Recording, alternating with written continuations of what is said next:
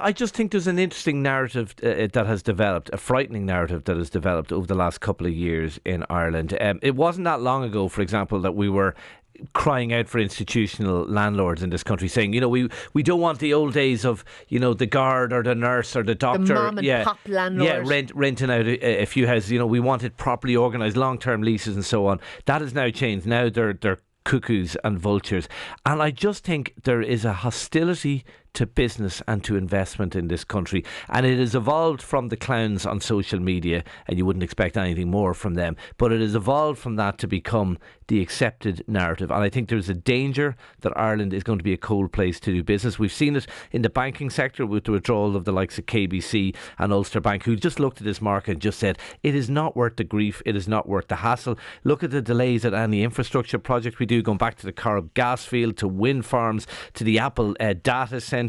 Like, data centres are now public enemy number one. I'm a little unsure about data centres myself, but now there's just this narrative: they're wrong, they're evil, they're bad.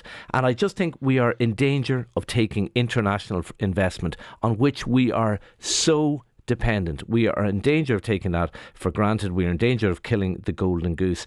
And a lot of it is lazy, ignorant, I'm going to call it for what I think it is, lazy, ignorant commentary about issues. And I think increasingly there's a danger big business, international business, is going to look at Ireland and go, no thank you, I'm not going there. I think you're right, and I think it's just populism, isn't it? I think it's the march of that.